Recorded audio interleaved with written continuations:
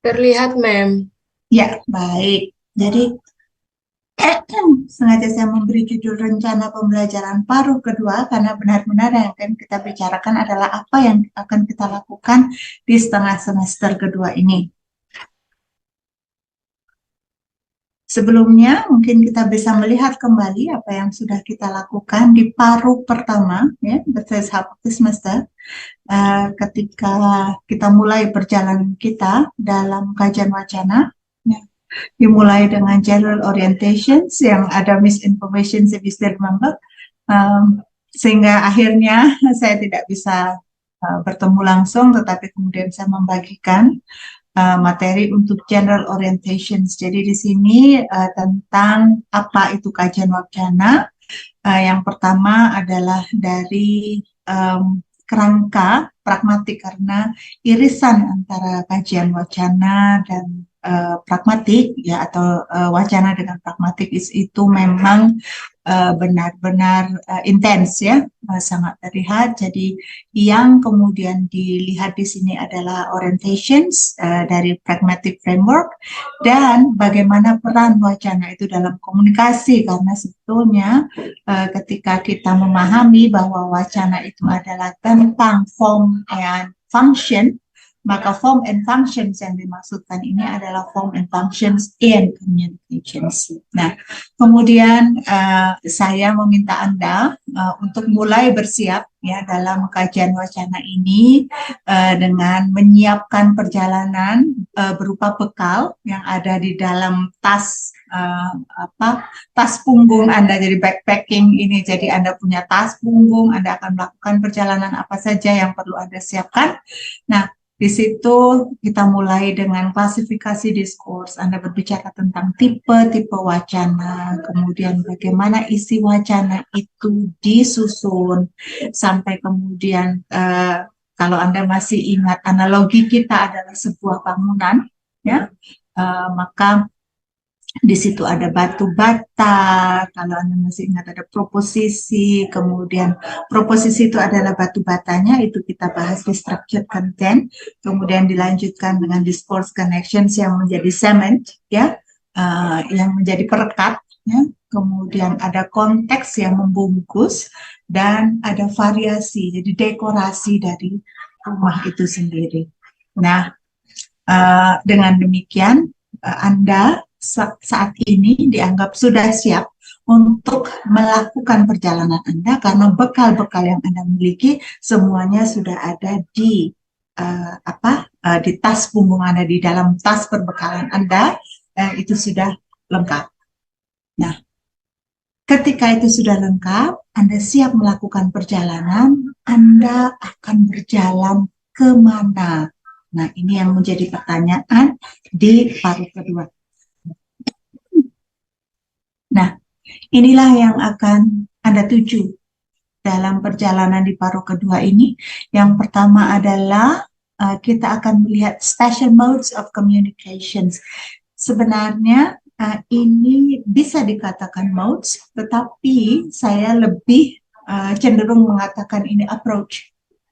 Ya, jadi pendekatan-pendekatan yang bisa Anda lakukan di dalam menganalisis wacana. Anda bisa mendekati wacana itu melalui pendekatan CA, Conversation Analysis. Nah, karena kalau kita kembali kepada apa yang sudah kita lakukan di paruh pertama, discourse and communication, ya, dan conversations ini adalah salah satunya. Nah, jadi bagaimana Anda bisa mendekati wacana yang ingin Anda kaji, itu bisa menggunakan kerangka ini, bisa menggunakan moda ini, ya, bisa menggunakan pendekatan ini, conversation analysis. Atau Anda bisa menganalisis wacana dengan 4 ya pendekatan yang lain. Ini pendekatan ini mungkin lebih Anda kenal pada tipe-tipe tulisan. Ya. Informative discourse, narratives, argumentations, and persuasions. Ya.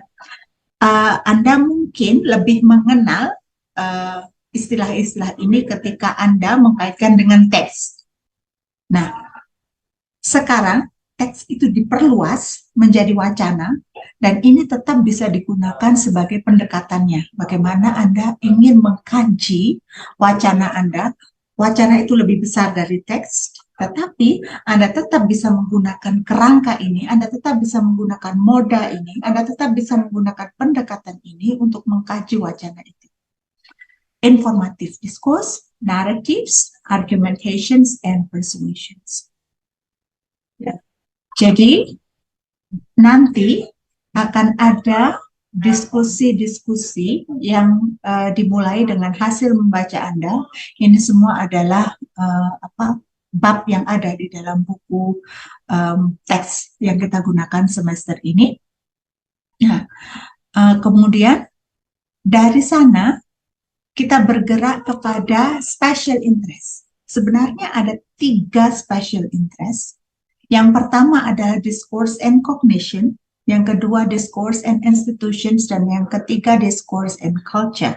Tetapi saya melihat bahwa discourse and cognitions itu mungkin nanti akan lebih banyak dibahas ketika Anda mengambil mata kuliah second language acquisition atau ketika Anda mengambil mata kuliah psycholinguistics, ya itu akan lebih banyak dibahas di sana.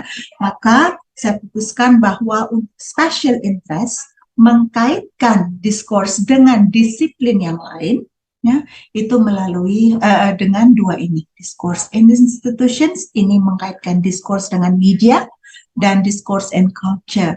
Ini yang mungkin lebih Anda kenal dengan critical discourse analysis, jadi social and culture. Yeah, social and cultural approach are integrated into the discourse studies. Dan saya melihat juga sebagian mahasiswa yang mengambil diskurs sebagai pendekatan dalam kajiannya itu lebih banyak memilih wacana media atau mencoba mendekati sebuah wacana secara kritis atau menggunakan pendekatan CDA. Jadi intinya yang akan kita lakukan di paruh kedua ini adalah lebih melihat kepada pendekatan-pendekatan apa saja yang bisa kita gunakan dalam analisis wacana. Jadi mulai ada special modes of communication sampai ke special interest. Sampai di sini ada yang ingin ditanyakan sebelum saya beralih ke slide berikutnya tentang apa yang perlu Anda siapkan?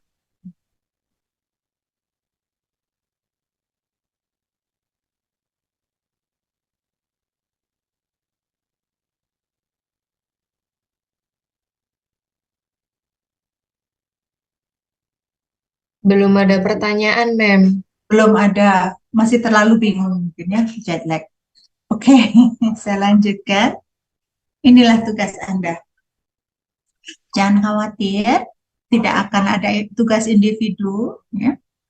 Sama rata sama rasa, jadi masih dibagi dengan anggota kelompok yang lain hanya.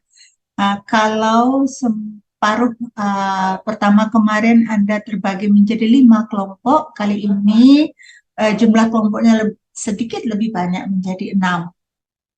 Ya, ada 6 kelompok karena kalau Anda lihat di sini ada 6 bahasa, ya, 4 di special modes of communications dan 2 di special interest. Ya.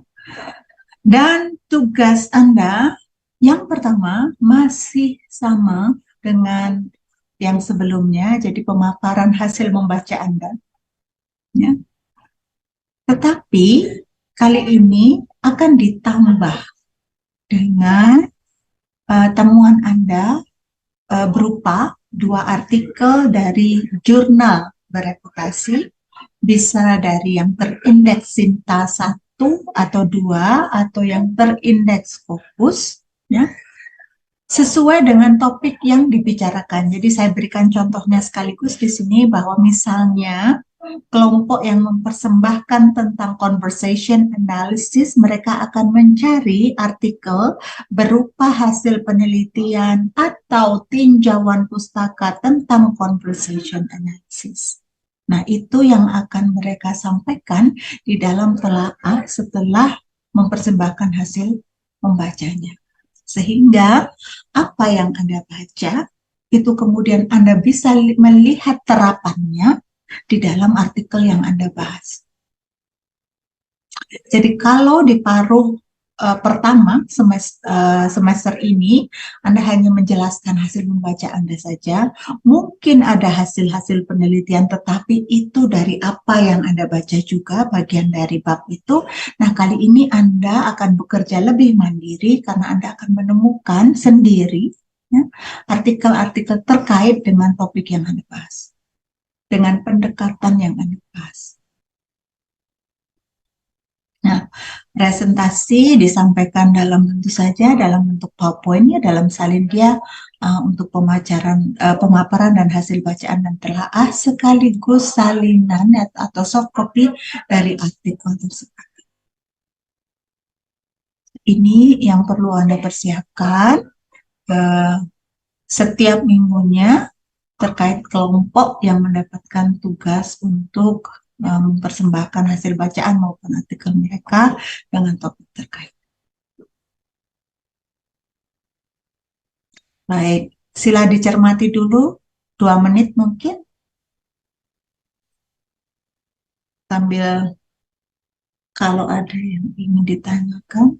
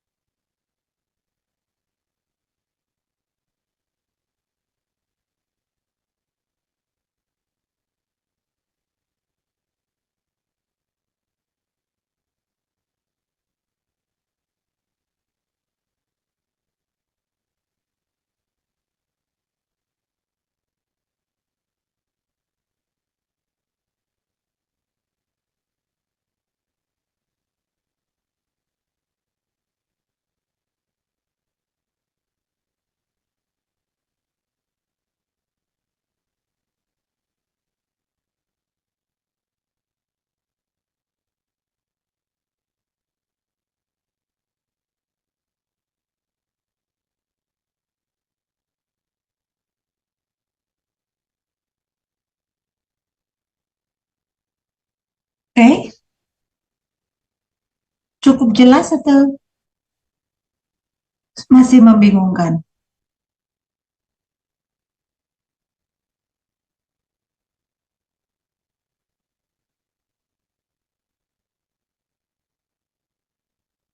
Dari 3 butir ini sambil mungkin Anda mulai uh, membuat daftar kelompok ya, supaya lebih cepat bisa kita tentukan, sehingga bisa segera kita mulai minggu depan. Mengingat adanya 6 artikel ini, maka mungkin dalam satu pertemuan kita akan membahas 2. Jadi untuk pertemuan selanjutnya akan ada kelompok conversation analysis dan informative discourse, kemudian selanjutnya lagi ada narratives, argumentations, and persuasions, dan di pertemuan bukan terakhir ya, tapi untuk minggu terakhir untuk tugas kelompok akan ada 2 kelompok discourse in institutions dan discourse in culture.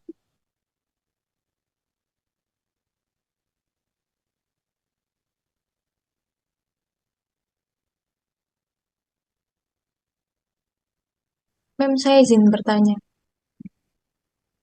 Eh, untuk presentasinya apakah ada minimal slide atau formatnya sendiri ya, Mem?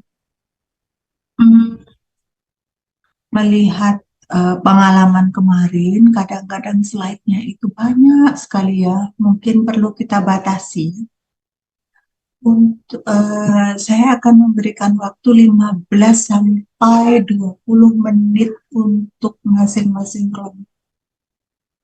Jadi Anda bisa mulai mempertimbangkan berapa slide yang bisa Anda selesaikan dalam jangka waktu tersebut. Karena sekali lagi, kali ini presentasinya tidak hanya tentang hasil baca, tapi juga persembahan Anda dengan dua artikel dengan pendekatan, menggunakan pendekatan yang Anda presentasikan saat itu. Baik, Mem. Terima Ya, kasih. sama-sama. Karena seperti kemarin kadang-kadang bisa 30 menit, 30 menit itu mungkin yang paling singkat, bisa 45 menit bahkan sampai 1 jam. Ya, untuk masing-masing kelompok sehingga lebih kurang waktu untuk diskusi.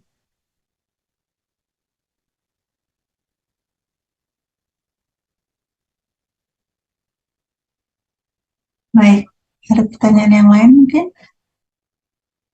Mem, saya ingin bertanya, Mem. Ya, Untuk tugasnya itu kan ada dua ya, Mem, yang PPT benar. sama ya, kan ada dua ya, Mem, yang PPT sama artikel. Nah, PPT itu kan tentang pemaparan hasil bacaan, terus ada artikel juga. Pemilihan dua artikel yang kemudian kami review gitu. Nah, untuk artikelnya ini membahas tentang apa, Mem? Apakah sama kayak PPT-nya atau ada apa lagi? Oke, baik. Di sini saya contohkan kelompok yang mempersembahkan contohnya ya. Kalau kelompok Anda misalnya membahas tentang conversation analysis, maka artikel yang Anda temukan itu merupakan hasil penelitian dengan pendekatan CA, dengan pendekatan conversation analysis, atau bisa saja itu bukan hasil penelitian, tetapi seperti tinjauan, ya, tinjauan pustaka yang membahas tentang teori-teori yang ada di dalam conversation analysis. Jadi tidak harus berupa artikel yang memuat tentang hasil penelitian. Seperti Anda tahu bahwa laporan penelitian itu kemudian bisa Anda ubah menjadi artikel dan bisa Anda kirimkan ya untuk dipublikasikan. Nah, itu adalah artikel dengan basis hasil penelitian, tetapi ada juga artikel yang membahas tentang teori-teori yang berkembang untuk conversation analysis. Itu berdasarkan tinjauan pustaka. Jadi Anda ambil teori dari misalnya Anda menemukan artikel tentang tinjauan tentang conversation analysis teoris ya yang berkembang sampai dengan periode sekarang misalnya. Kira-kira begitu.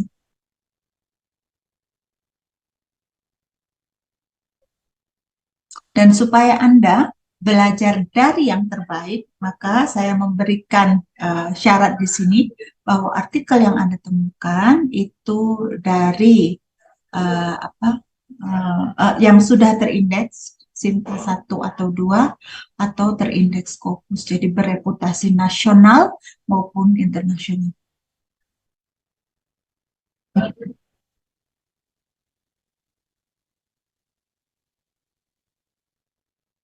Gimana, masih bingung kah? Still confused?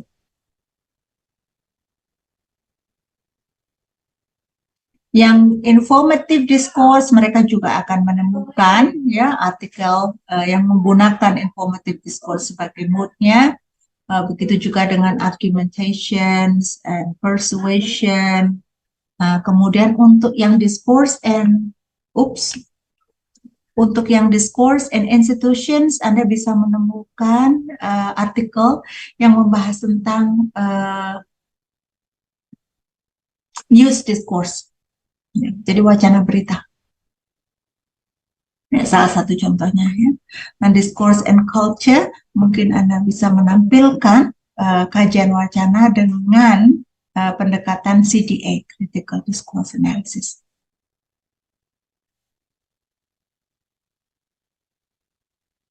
Yang jelas adalah setiap kali Anda mendapatkan tugas untuk mempersembahkan salah satu dari topik-topik ini adalah Anda akan menemukan 2 artikel yang terkait dengan topik yang Anda baca, supaya Anda tahu terapannya.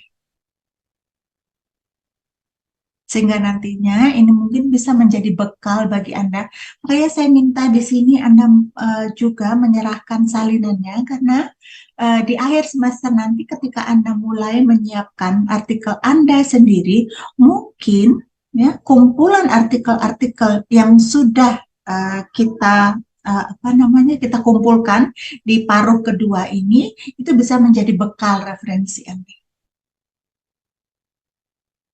Nah, Anda dan teman Anda mungkin akan ada mutual ya, uh, mutual interest yang bisa Anda ambil, saling ambil begitu ya. Karena mungkin Anda pada saat itu Anda membahas tentang conversations analysis, tapi sebetulnya Anda tertarik pada narratives and it's there. Ya, Anda bisa tentu saja mengakses dari uh, artikel yang ditemukan oleh kelompok yang mempersembahkan tentang narratives.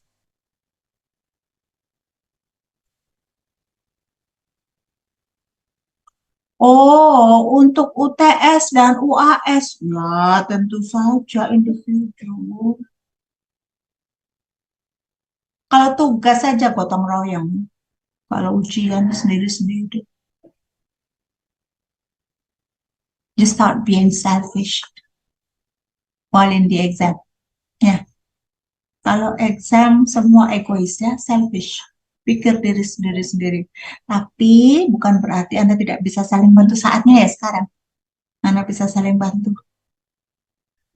Ini kalau ini Anda kerjakan dengan serius, sebetulnya Anda juga menebar pahala ya. Nanti kan bisa hasil Anda itu mungkin jadi bekal temannya, atau Anda menyediakan pahala untuk orang lain. Anda ambil hasil dari temannya. Yang nggak boleh saling marah ya. Anda saling menyumbang.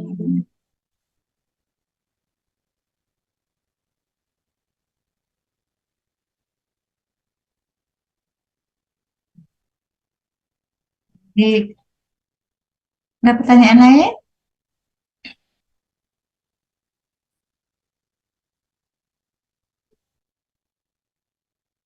Semakin cepat Anda menentukan eh, anggota kelompok Anda, semakin banyak waktu Anda bersiap, terutama untuk yang akan mulai minggu depan, conversation analysis and informative discourse.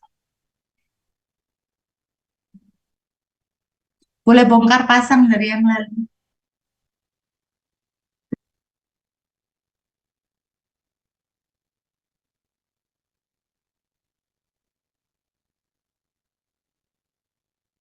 Yang lalu ada 5 kan ya?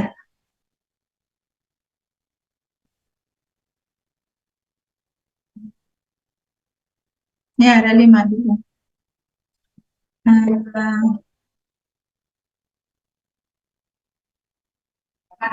Kalau yang ini ada 6, berarti akan ada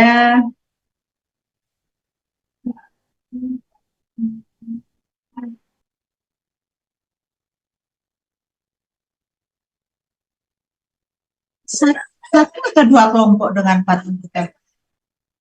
2 kelompok mungkin ya.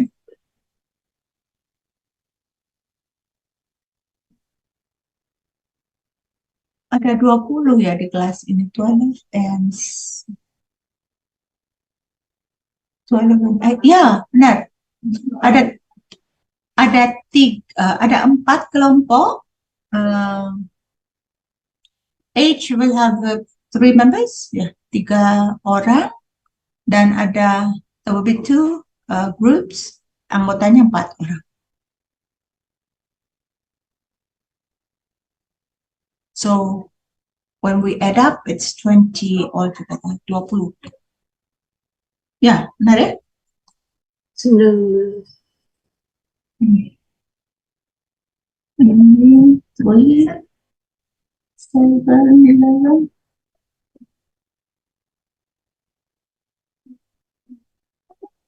19 ya?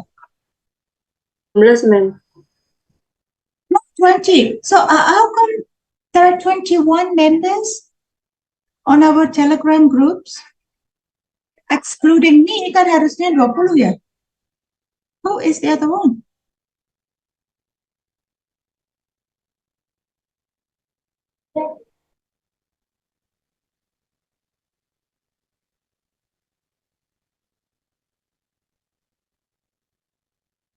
Dixie? Who is Dixie?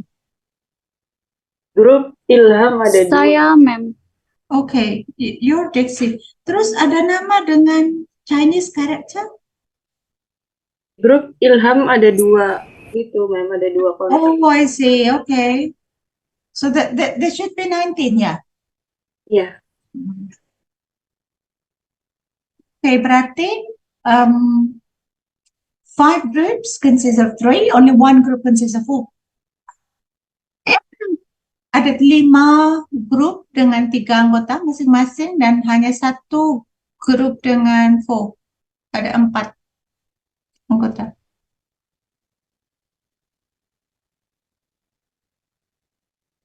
The sooner the better. Anda cepat decide or make up your mind. Anda punya waktu lebih banyak untuk menyiapkan.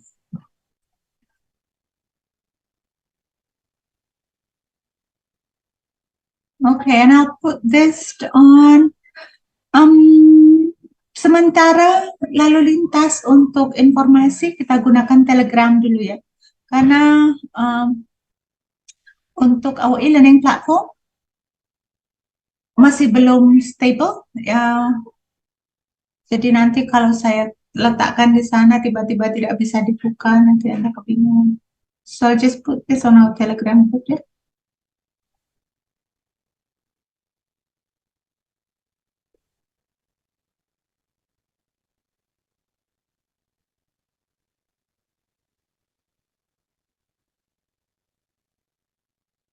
Pertanyaan sudah, komentar belum? Any comment? Ma'am, saya mau bertanya. Yes. Jadi kan terkait artikel ya, dulu saya tuh pernah nulis tentang CA, Iya, tentang iya. turn taking. Nah itu, tapi saya nggak publish, cuma nulis aja. Kira-kira bisa nggak ya saya sempurnakan untuk tugas selanjutnya? Boleh, boleh. Saya harapkan dengan masukan dari pembahasan nanti, ketika conversations analysis itu sudah selesai dipersembahkan, kemudian ada tambahan juga artikel dari sana, itu bisa membuat mungkin insight Anda, broaden your insight ya. Mungkin di sana Anda bisa melakukan penyesuaian untuk draft Anda yang masih tersimpan. Bisa itu bisa dijadikan, tetap masih bisa dijadikan artikel atau calon artikel yang akan Anda kumpulkan. Baik, terima kasih, Ma'am. Bisa. Yang lain juga sama, kalau Anda sudah punya bekal tulisan tentang discourse, Anda hanya tinggal melihat saja sebetulnya discourse ini dulu saya menggunakan dengan pendekatan apa, nanti tinggal Anda sesuaikan, mendengarkan, ikut dalam diskusi itu, kemudian Anda kembali melihat pada tulisan Anda dan menambahkan ya, atau membuat adjustment or menambahkan justifications di sana, menambahkan rasional di sana. Karena dengan pengalaman yang berbeda, saya yakin bahwa ide yang sama itu akan terus berkembang. Kira-kira begitu. Kalau yang lain sama dengan diksi, mungkin sudah punya sebetulnya draft tulisan tentang kajian wacana. Anda hanya tinggal melihat saja, disesuaikan saja. Sebenarnya dulu saya ini menggunakan pendekatan apa? Oh ya, yang ini ternyata tentang informative discourse. Nah, dari hasil diskusi nanti, kemudian kalau sesuai dari artikel yang dipersembahkan nanti, itu bisa jadi tambahan referensi untuk Anda.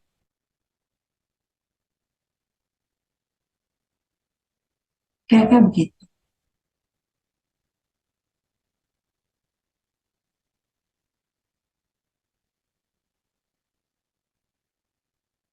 Yang lain? komentar?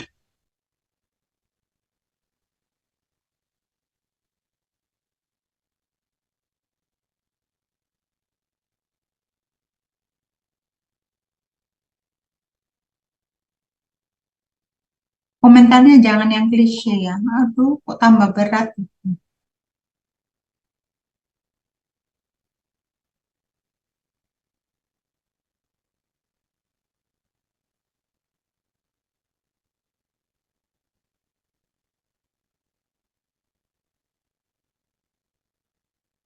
Karena sebetulnya ini berat di awal, tapi eh, kalau Anda bisa mengambil keuntungan dari apa yang kita kerjakan di paruh kedua ini, maka itu akan memperlancar tugas akhir Anda nantinya.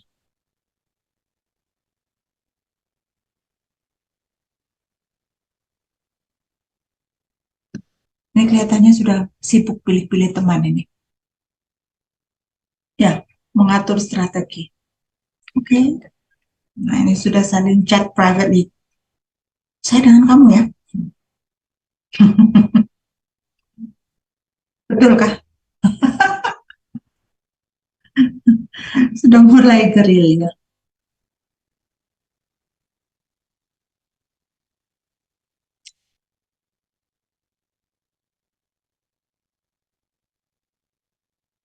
Baik, kalau memang saat ini masih dalam proses mencerna, masih dalam proses kira-kira mencari teman lagi ya, karena harus membongkar pasang kelompok yang lalu.